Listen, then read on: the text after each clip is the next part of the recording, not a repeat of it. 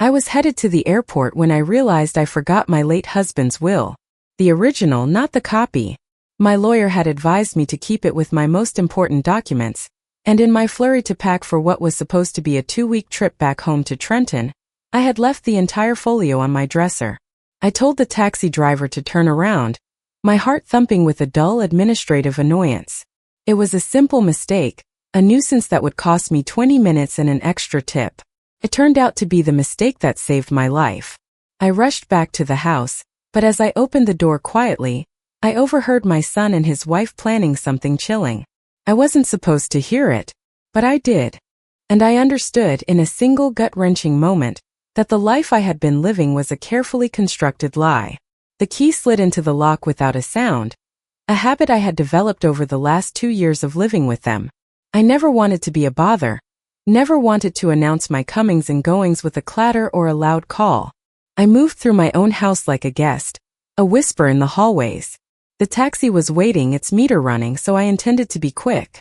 Up the stairs, grabbed the folio, and out again before they even knew I had returned. But their voices drifted from the kitchen, low and conspiratorial. It was the tone that stopped me, my hand frozen on the newel post. It was not the light, breezy tone Jacqueline used when she wanted to tell me about her day at the gallery, nor the dutiful, slightly strained tone Gregory used when he asked if I needed anything from the store. This was different. This was the sound of architects reviewing a blueprint, of planners finalizing a strategy.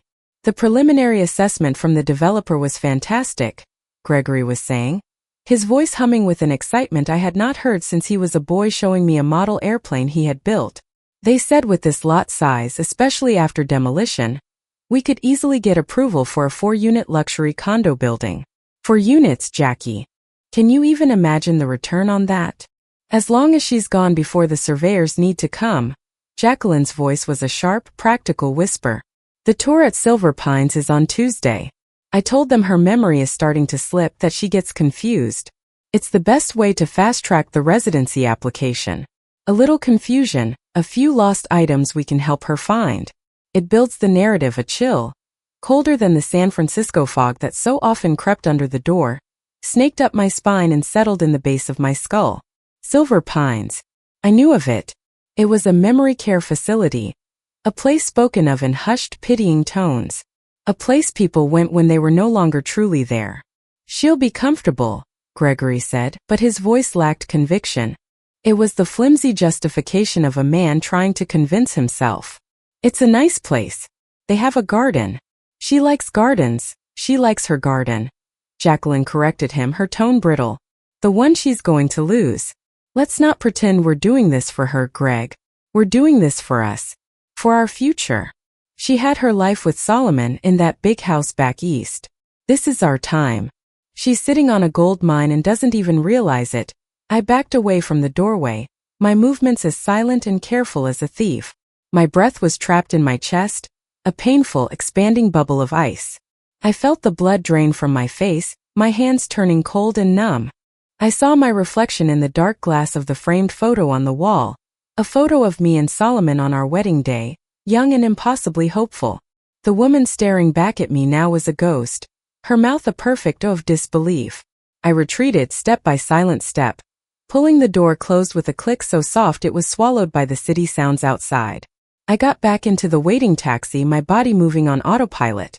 The airport, please, I whispered, my voice a stranger's. The folio with my husband's will remained on the dresser upstairs, a forgotten relic of a life that had just been declared over. The will did not matter anymore. The only thing that mattered was the codicil they had just unknowingly written, the one that outlined my future in a place called Silver Pines. The flight to Newark felt like a descent into a long, dark tunnel. I did not see the clouds or the patchwork of states below. I saw only the interior of my mind, replaying their words, dissecting every syllable, every inflection. The syrupy sweetness of Jacqueline's voice over the past 2 years. Oh, Shirley, let me get that for you. You shouldn't be on your feet so much. Or we're so lucky to have you here. It feels like a real family. Now curdled into poison in my memory. Each remembered kindness was not an act of love, but a calculated step in a campaign.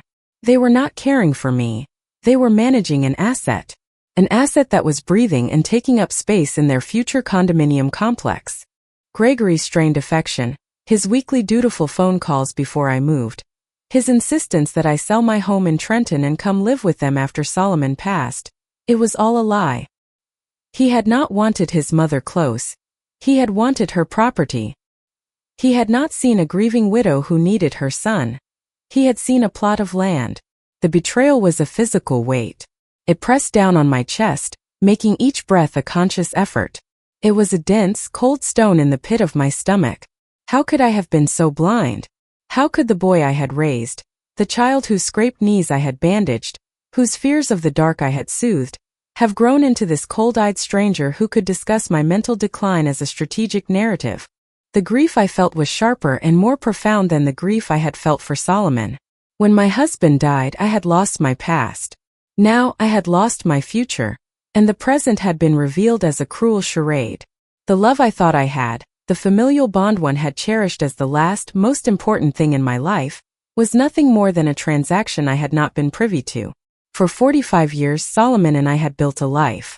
Not just a marriage, but a fortress of shared memories, private jokes, and unwavering support. Our home in Trenton was its heart.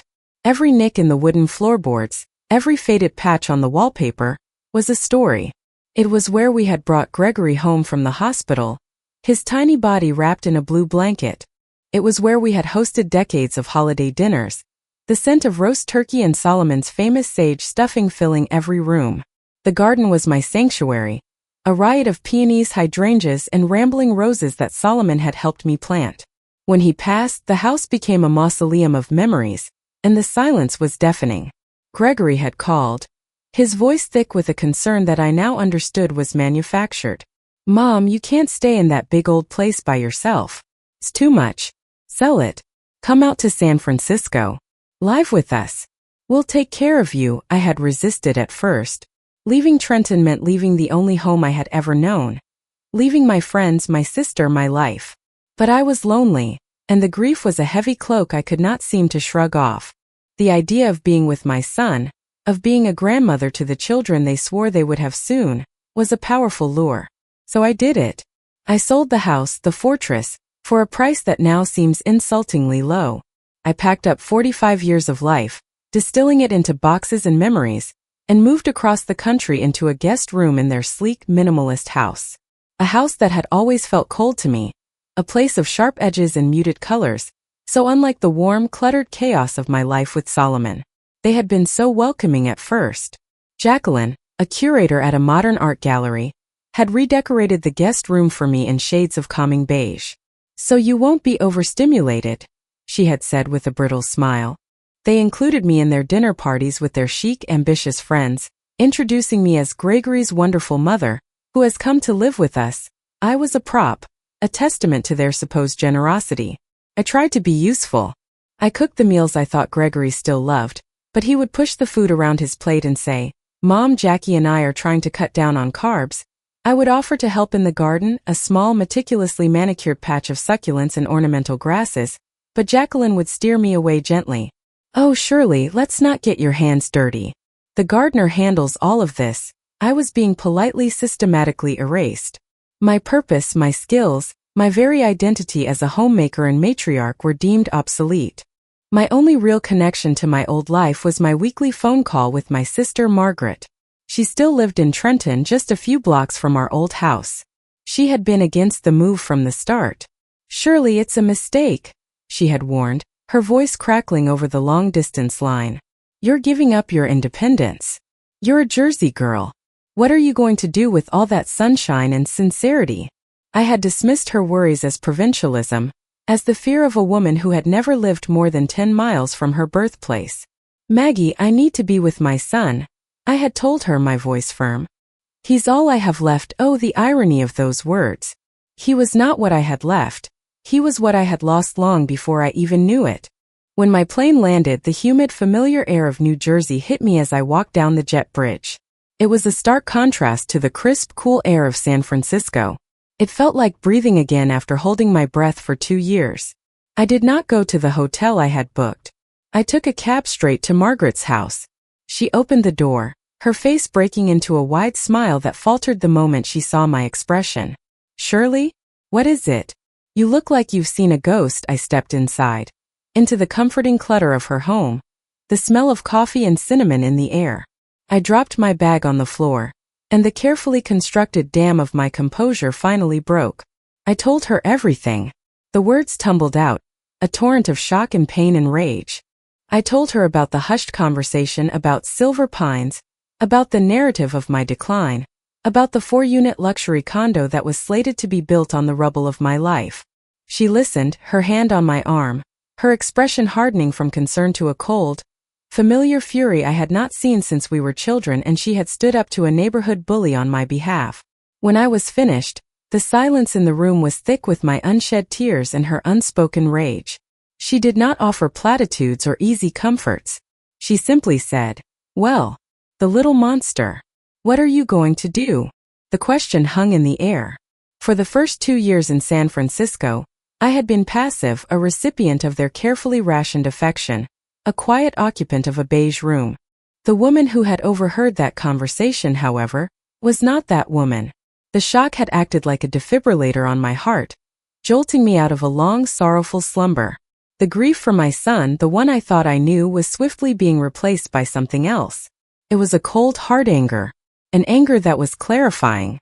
It burned away the fog of sadness and left behind a sharp, crystalline resolve. "I'm not going back," I said, the words feeling solid and real in my mouth. "Not to that house. Not to them." "Good," Margaret said, nodding. "This is your home. But what about the house in San Francisco? Your name is on the deed, isn't it?" "Solomon made sure of that," I said, a flicker of gratitude for my late husband's foresight cutting through the anger. "We had bought the house together. I had used the proceeds from our Trenton home for the down payment, but Solomon's life insurance had paid for the rest. We had put it in both our names, Gregory's and mine, as joint tenants, a move Gregory had insisted upon, claiming it would make things simpler down the line. I now saw the chilling double meaning in that phrase. He believed that if my name was on it, he could more easily take control when the time came to commit me. But he had made a critical miscalculation. As a joint tenant, I had as much right to the property as he did. I could force a sale. "I'm going to sell it," I declared, the idea taking root and blossoming in my mind with astonishing speed. It was no longer just a house. It was a battlefield. It was the last piece of leverage I had, and I was going to use it. "You do that," Margaret said, her eyes gleaming. "You sell it, take your half, and leave that ungrateful child with nothing but a pile of his own greedy ambition." The plan began to form that very afternoon, fueled by Margaret's righteous indignation and 2 cups of strong coffee. My 2-week vacation was now a mission. First, I called Gregory. I forced my voice to sound light, cheerful, the voice of the oblivious mother they thought I was. "Gregory, honey, I'm having such a wonderful time here with Maggie. I was thinking, I might just stay a little longer. Maybe a month. We have so much catching up to do." There was a slight pause on the other end of the line. "A month? Mom, that's a long time. Are you sure? What about your appointments?" he asked, a faint note of panic in his voice. He meant, of course, the appointment with Silver Pines.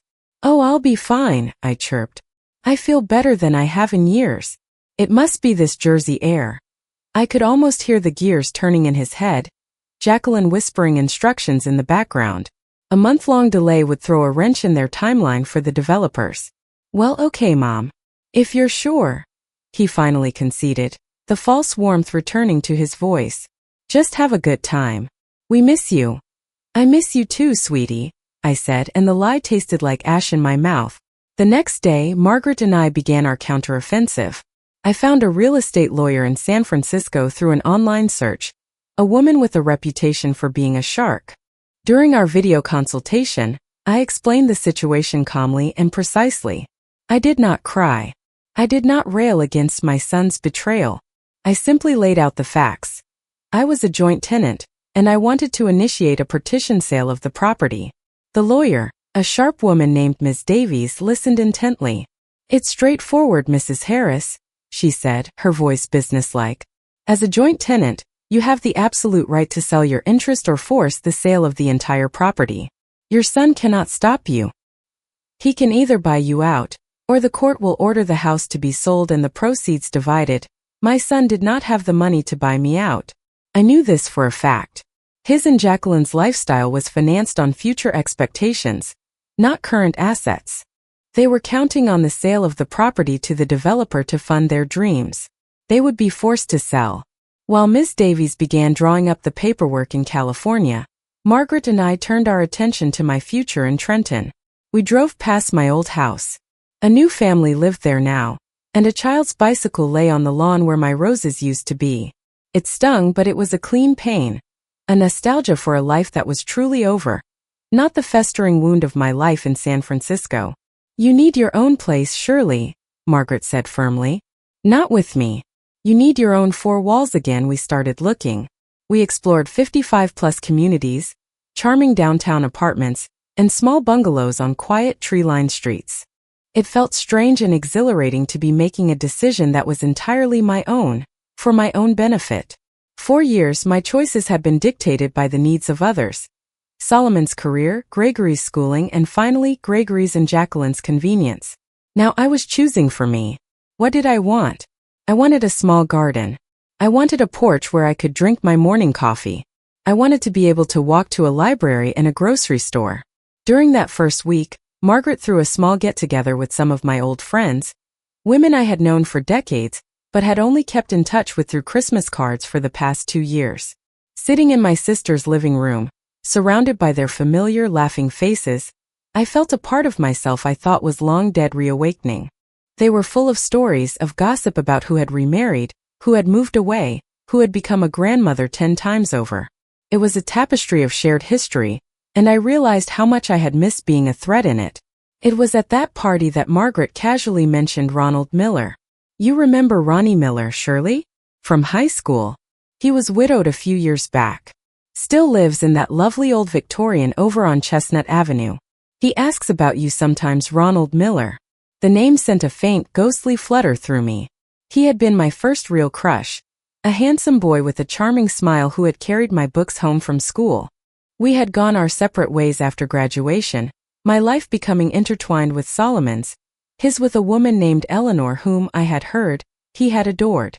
The idea of him, a contemporary, a man who shared the same cultural touchstones and memories of a younger, simpler Trenton, was strangely comforting.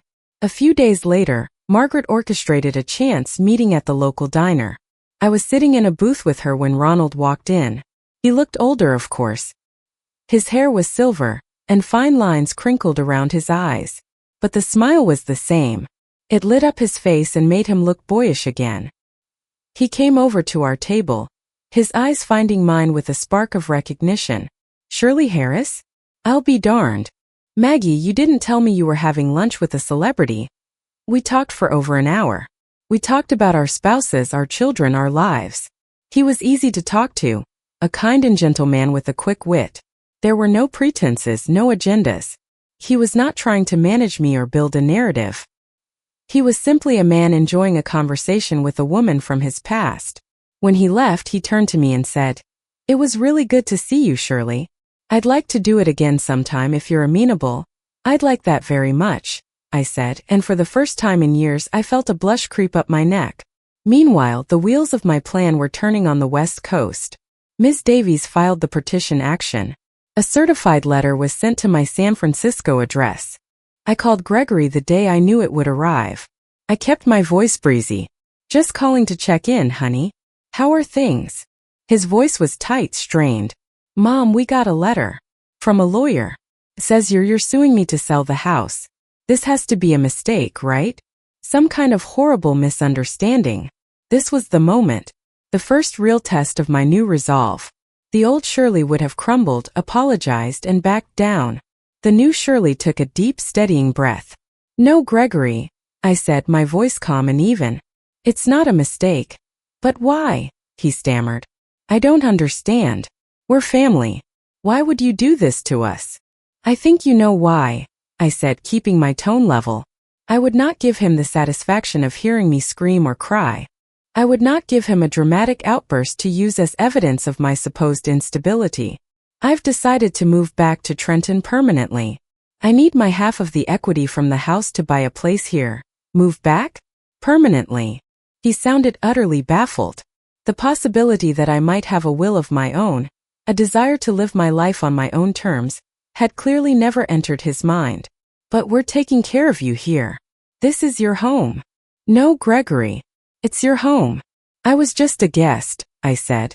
A temporary one at that. I believe my stay was scheduled to end quite soon, wasn't it? Around the same time as a tour of Silver Pines. The silence on the other end of the line was absolute. It was a silence so profound I could hear the hum of the refrigerator in Margaret's kitchen. I had laid my cards on the table. He knew that I knew. The charade was over. When he finally spoke, the manufactured warmth was gone, replaced by an ugly, cold fury. You were listening. You snuck back into the house and you were eavesdropping. I came back for my husband's will, I stated flatly. But I found yours for me instead.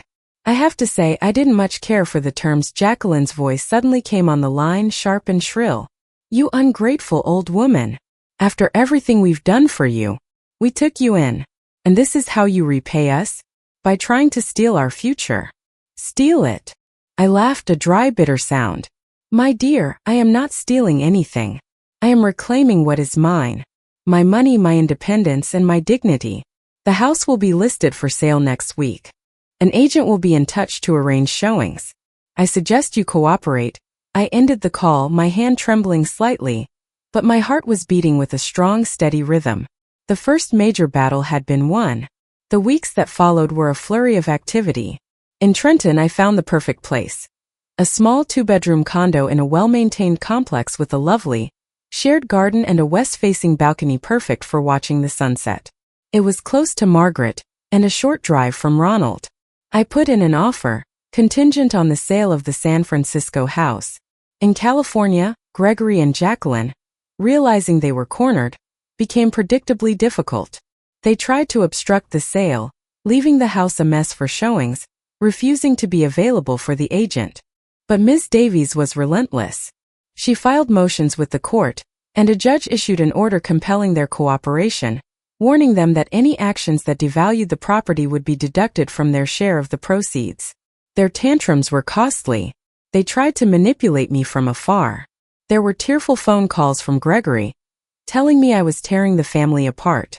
There were venomous emails from Jacqueline, accusing me of being a selfish, vindictive old woman. I did not respond. I had Ms. Davies handle all communication. I was building a wall around my new life, and they were not welcome inside it. During this time, my friendship with Ronald deepened. We went for walks, had dinners, and went to see old movies at the local revival theater. He told me about his life with Eleanor, the joy and the heartbreak of her long illness. I told him about Solomon, about the good years and the lonely ones that followed. I did not tell him the ugly details about Gregory. I was not ready to share that wound. But I did not have to. Ronald seemed to understand that I was in a period of transition, of healing. He never pushed. He was simply present, a calm and steadying force. One evening, sitting on a bench overlooking the Delaware River, he took my hand. His was warm and strong. Shirley, he said softly, I know this is all new for you, coming back here and starting over. But I want you to know that I'm very glad you did. I feel like I've been given a second chance to get to know the girl who always dropped her books in front of me. I smiled, a genuine, unburdened smile. You always knew I did that on purpose, didn't you? I was hoping, he said, his eyes twinkling. And I'm hoping you'll let me take you to dinner this Friday. A real date. Not just two old friends catching up. I felt a warmth spread through my chest, a feeling I had thought was lost to me forever. I would love that, Ronald. Finally, the call came from Ms. Davies. The San Francisco house had sold. The market was hot, and it had gone for well over the asking price after a small bidding war. The developer Gregory had been courting had been outbid by a family who, the agent told me, loved the original character of the house and wanted to restore it. The irony was exquisite. The monument to my son's greed would now be a home for a family, just as it had been for me. After the mortgage was cleared and the fees were paid, my share was wired to my bank account. It was a substantial sum, more than enough to buy my new condo outright and leave me with a comfortable nest egg for the future. The closing for my Trenton condo was scheduled for the following week. My life was falling into place with a speed and precision that felt like fate. But there was one last thing I had to do. I booked a flight to San Francisco. I did not tell Gregory or Jacqueline I was coming. Miss Davies had informed me that the new owners would not be taking possession for another 2 days, and my son and his wife were in the process of moving out. I arrived at the house in the late afternoon. A moving van was parked in the driveway. The front door was ajar. I walked in. The house was in chaos. Boxes were everywhere, a chaotic testament to a life being hastily dismantled. I found Gregory and Jacqueline in the living room, arguing over a piece of art. They stopped dead when they saw me, their faces a mixture of shock and fury. "What are you doing here?" Jacqueline spat, her voice dripping with venom. "I came to collect a few last things," I said calmly, my eyes scanning the room. My old armchair, the one Solomon had always sat in, was gone. The photographs of my family that had lined the mantelpiece were packed away. The house was already being stripped of my presence, and I found that I felt nothing but a cool, detached relief. "There's nothing here for you," Gregory said, his voice sullen. "We've packed everything." "Not everything," I said. I walked past them into the dining room. There on the wall was a large ornate mirror with a gilded frame. It had belonged to my grandmother. It was the one thing I had insisted on bringing from Trenton, a piece of my own history. "I'm taking the mirror." Jacqueline let out a harsh laugh. "You can't be serious. That thing is a monstrosity. It doesn't go with any of our new things. We were going to leave it for the junk haulers. Nevertheless, it is mine and I want it," I said, my voice unwavering. I had already arranged for a local art shipping company to pick it up. They would be here in an hour. Gregory stepped in front of me, his face contorted with a resentment so potent it was almost pitiable. "You did this," he said, his voice low and shaking. "You ruined everything. We had a plan, a future. We were going to build something here. And you destroyed it, all for what? To go back to that dead-end town and live in some pathetic little box." I looked at my son, at the man he had become. I saw the entitlement, the weakness, the utter lack of empathy. The love I had felt for him had been replaced by a vast, sorrowful pity. He had not just betrayed me. He had betrayed himself, trading his integrity for a blueprint and a fantasy of unearned wealth. "That pathetic little box is my home," I said, my voice quiet but firm. "A place where I am safe and respected. A place where the people around me don't see me as an obstacle to be managed or a resource to be liquidated. I didn't ruin your future, Gregory. You tried to ruin mine. You just weren't very good at it." I turned and walked out of the house without a backward glance. I did not wait for the movers. I did not need to see the mirror taken down. I just needed to know it was safe, a piece of my past that I was taking with me into my new future. As I got into the cab that would take me to my hotel, and then to the airport the next morning, I felt the last heavy chains of my old life fall away. I was not Gregory's mother who lived in his house. I was Shirley Harris, and I was going home. My new life in Trenton was quieter, simpler, and infinitely richer than the one I had left behind. My condo was filled with light and the familiar pieces of my past that I had chosen to keep. The gilded mirror hung in my new dining room, a beautiful, defiant statement. My sister and I saw each other almost every day. My old friends and I resurrected our weekly bridge game, and Ronald and I fell into a gentle, comfortable rhythm of companionship that was slowly, beautifully, blossoming into love. We were not trying to recapture our youth. We were building something new, something suited for the people we were now, seasoned by life, by loss, and by a deep appreciation for the quiet joy of a shared sunset. I never spoke to Gregory or Jacqueline again. I heard, through a distant cousin, that they had moved into a small, expensive apartment and were struggling financially. The grand condominium project had been nothing but a fantasy, and without the foundation of my house to build it on, it had collapsed into dust. I felt no satisfaction in their failure, no vindictive pleasure. I simply felt nothing at all. They had become irrelevant to my story, the antagonists in a book I had finished reading and placed back on the shelf. My days were my own. I spent mornings in the garden, my hands finally happily dirty again. I volunteered at the library, I took a painting class, I traveled with Ronald to see the autumn leaves in Vermont. I had not realized how small my world had become in San Francisco, how my horizons had shrunk to the 4 beige walls of my room. Now the world felt wide open again. I had been given a second act, a chance not to start over, but to continue being the person I had always been, before grief and loneliness had made me forget. The chill I had felt in that hallway, the ice in my veins had melted away, replaced by the warmth of a life consciously chosen, a future built not on a plot of land, but on a foundation of self-respect. What would you do in this person's place? Have you ever had a moment of clarity so profound it changed the entire course of your life? I would love to read your opinions in the comments below. And tell me, from which city or country did you listen to my story today?